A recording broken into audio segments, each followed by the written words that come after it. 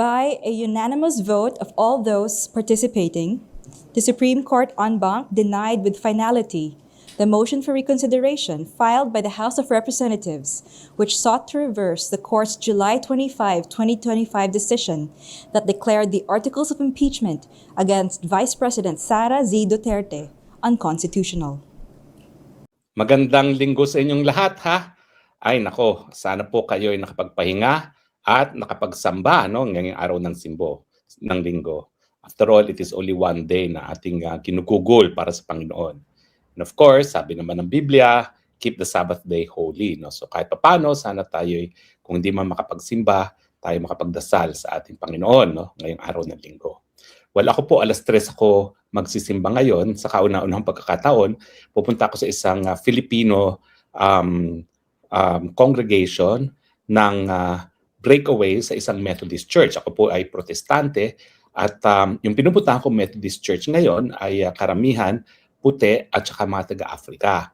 Ang nangyari pala is maraming mga Pilipino before, tapos may isang Amerikanong pastor na very close sila, pero para nagselos ata yung Methodist hierarchy at pinaalis. So umalis yung mga Pilipinong nagsisimba doon at nagtayo ngayon ng sarili nilang simbahan.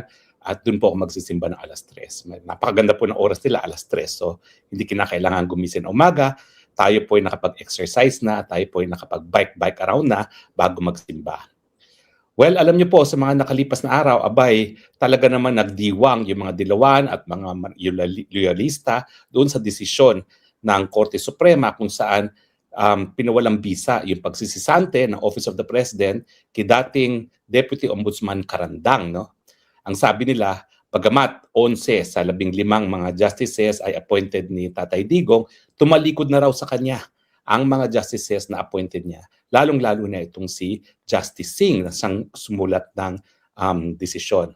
Si Justice Singh po ang kahuli-hulihang appointee ni Tatay Digong dyan sa Korte Suprema. Ang tanong, tama ba na si Justice Singh at yung 10 pang appointed ni Tatay Digong ay nagtaksil na kay Tatay Digong at pinawalang bisa ang pagsisisante ni Tatay Digong kay Carandang? Well, ako po'y naniniwala na hindi po. In fact, kukwento ko sa kauna-unang pagkakataon ang isang kabanata kung saan 2 beses kamutik na ako naging justice ng Supreme Court. Ang unang beses po talaga ay nung nagkaroon ng bakante at ang misis ko at aking pamilya nakiusap, ayaw na nila ng magulong buhay sa politika, kung po pwede, pumasok na ako ng hudikatura. Ako po kasi ay pinalaki ng isang RTC judge. Yung aking matandang dalagang tiya na nagpalaki naman sa akin ay talaga namang ang buhay niya ay piskal. Siya yung star prosecutor ng mga panahon niya at talaga namang ang nakita ko, bagamat siya ay talagang nagbigay ng katarungan sa lahat, gaya ng annulment ni Sharon at Tigabi. Naging malungkot siya as judge kasi nga ang judge wala kang kaibigan, hindi ka pa pwede mag-socialize at saka talagang kapag ikaw ay litigator, gaya niya at gaya ko, mas gusto mo talaga nasa korte nakikipagbalitaktakan at hindi lang nakikinig sa mga husgado at nagbibigay ng desisyon. So anyway, sa kahaba-haba ng mga panahon na ako naman po ay nanangkulang kay Duterte, hindi ko po naisip na mag-apply sa hudikatura as high as sa Supreme Court kasi nga iniisip ko, it's not my cup of tea. Ang talagang buhay ko, bagamat ang dami ko nang na-argue sa Supreme Court, ang buhay ko ay bilang isang advocate. Totoo po, ang talagang pinakamakulay at pinaka-fulfilling na aking karanasan bilang abogado ay yung nag-argue ako sa Supreme Court. At maraming beses naman po yan. I have the distinction na sabi nga ni Justice Nachura, wala na po siya ngayon, namatay na, I was one of those who really impressed him with oral arguments. But anyway, ang kwento ko po ay nung panahon na mga panahon na yon na ako po ay kung naalala niyo, naunang naghain ng Certificate of Candidacy noong 2019, umatras ako dahil ako ay nagkaroon ng heart attack, nagkaroon po ng pagkakataon na magkaroon ng bakante at dahil nakiusap ang aking pamilya na kung po pwede, tahimik ng buhay natin, kinausap ko si Tatay Digong, pwede ba ho ako magpatuloy ng panunungkulan sa inyo at sa bayan sa Supreme Court. Umuo siya. Ang problema, kinabukasan, pinatawag ako uli, At ang sabi, meron na pala kami napangakuan. So, ang sabi niya, gagawin na lang kitang chairman ng COMELEC. Eh, ang sagot ko naman, ako, Tatay Digong, Mayor, wala po ko alam sa COMELEC. Iisang kaso o dalawang kaso lang po na election cases ang hawak ko. So parang hindi ko po gamay yan. So ang sabi ko, tatakbo na lang po ako ulit. Sasamahan ko si Inday Sara para tumakbo. Hindi pala 2019 yon. Ito po ay yung para sa, ano na bang election yon? 2019 ba yon? Teka, 2016, 2019, 18, 19, 2016, 19, 2022 elections bago matapos ang termino ni Tatay Digong. Ngayon, so ang nangyari was, nagbitiw na nga ako bilang spokesperson at nag-file ng candidacy for senator, no? At sinamahan ko nga si Inday Sara Duterte. Now, dalawang beses kasi yan eh. Nung nabawi ang appointment na yan, hindi pa panahon ng eleksyon. Okay? Pero nung malapit ng panahon ng eleksyon, nagkaroon na naman ng vacancy. At ito na nga yung kay Justice Singh na gumawa nitong desisyon. Ang sabi sa akin ng isang napakalapit kay Tatay Digong ay tinanong daw, ano ba si Harry Roque, hindi natin na-appoint dati, hindi din tinanggap ang COMELEC chairmanship, baka gusto niya ngayon to. Pero sa totoo lang, hindi ko po alam kung meron nga nag-abiso sa akin.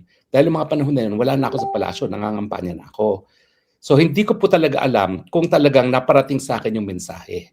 Dahil kapag narinig ko po, kung nalaman ko yung mensahe niyo, baka tinanggap ko. Kasi yun na nga po yung pangako ko sa pamilya ko, no, na ako ilalagay na sa tahimik, that ako naman talaga, mahigit 20 akin na-argue sa Supreme Court, at more than half naman, panalo ako, talagang parang, ewan ko ba ho, miski ang tingin ko, yung personalidad ko, hindi para sa magiging mahistrado, baka dyan nga ako mas makakatulong sa bayan dahil wala naman akong swerte sa politika. Baka hindi naman ako talaga bagay dito sa politika. No? So hindi ko po alam kung ako'y naabisuhan na ino-operate Tatay Digong sa akin yung appointment mismo ni Justice Singh. So anyway, kung merong isang tao na talagang mihinanakit at gustong siraan si Justice Singh bilang taksil, ako po yun. Pero hindi ko po gagawin yun. Kasi sa tingin ko po, yung appointment ni Justice Singh as justice, dahil hindi ko naman alam na kinonsidera pala ako para doon sa posisyon na yon, ay nagpapakita kung paano ang mga konsiderasyon ni Tatay Digong sa pag-a-appoint, lalong-lalo na sa kataas-taasang hukuman, dahil siya mismo ay isang abogado at alam niya ang halaga ng kataas-taasang hukuman. Ang mga maestrado po ng Korte Suprema, bagamat wala silang armed forces, wala silang control sa budget, co-equal po sila kasi ang kanilang trabaho ay itaguyod ang kataas-taasang batas ng ating bayan at yan po ang saligang batas. Kaya po sila naging supreme kasi pag tinaguyod nila ang ating saligang batas, tinataguyod nila yung pinakamataas na batas sa ating bayan.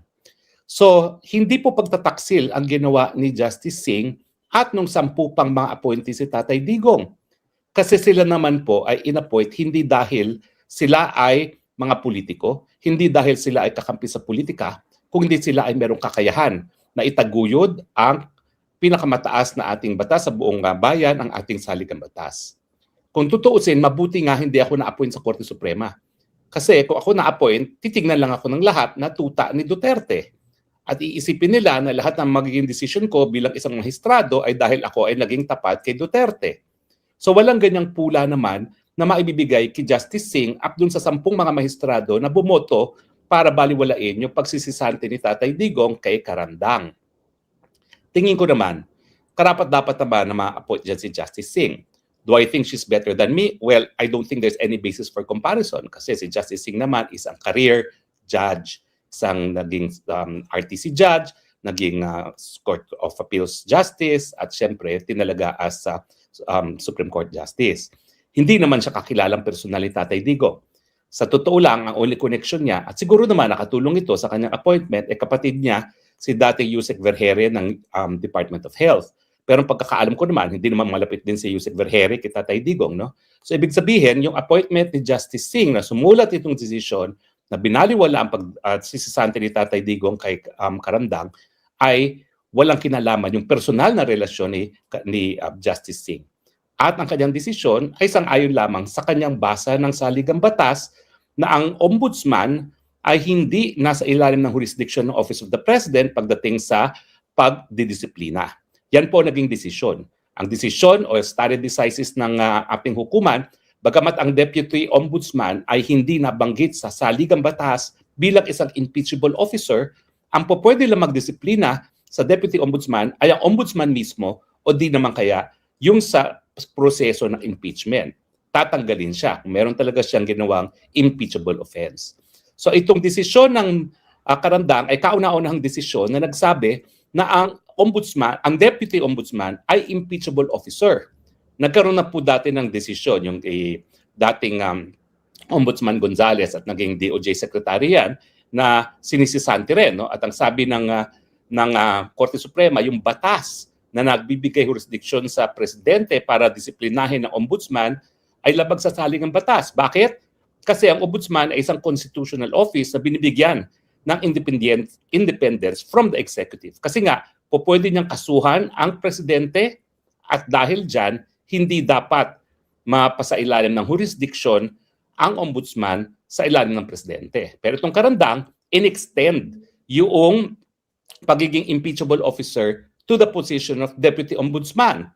Dahil ang sabi ng Korte Suprema, wala namang pagkakaiba doon sa katungkulan ng Ombudsman at Deputy Ombudsman. Pareho silang pwedeng magdisiplina sa kahit sinong opisyal sa ehekutibo at dapat sila ay magkaroon ng independensya sa executive branch of government. So wala naman pong desisyon dyan o wala naman sinabing korte na wala nang kahit sinong pwede magparusa sa ombudsman at sa deputy ombudsman. Ito po ang sabi nila. Ang sabi nila ay ang ombudsman mismo po pwedeng parusahan ng deputy ombudsman at siyempre po pwedeng matanggal sa pamamagitan ng impeachment. So sa akin po, hindi po tinraidor ni Justice Singh at ang 10 mga justices na tinalaga ni Tatay Digong sa Supreme Court nung binaliwala nila yung pagsisisante ni Tatay Digong kay Karandang. Siguro, masakit talaga na kung iisipin mo, ano ba naman yan, no? Yung appointing power, nagdesisyon na sisantihin yung isang tao na isinapubliko yung kanyang mga bank records na labag sa batas. No? Pero hindi naman po yun ang desisyon. Ang desisyon ay hindi naman po kung siya talaga ay nagkasala, kung hindi, meron bang jurisdiction ang Office of the President para disiplinahin ang ombudsman. In any case, I maintain my position. Yung decision po ni Justice Singh at ng 10 justices na inappoint ni Tatay Digong na sumalungat sa desisyon ni Tatay Digong na sisantihin si Karandang dahil isinapubliko ang kanyang salin na labag sa existing law ay patunay na ang desisyon ni Presidente kung sinong itatalaga bilang Supreme Court Justice ay yung kakayahan ng tao at hindi ang politika, hindi ang pagiging tapat sa kanya bilang Presidente. For that, I think President Duterte deserves a commendation. Bihira po yan. Dahil alam naman natin ngayon, sa mga panahon ngayon, politika ang nagdidikta sa karamihan ng mga appointments. Kasama na po sa appointments sa kataas-taasang hukuman. Salamat Tatay Digong at salamat sa ating mga justices dahil talaga naman pong pinandigan nila at tinaguyod nila ang supremacy ng ating saligang batas. Maraming salamat po sa inyong patuloy na pagtangkilik. Ito po yung Spokesang Bayan, Harry Roque, nagsasabi, I love you Philippines. You're the only country that I have. You're the only country that I will love. God bless the Philippines.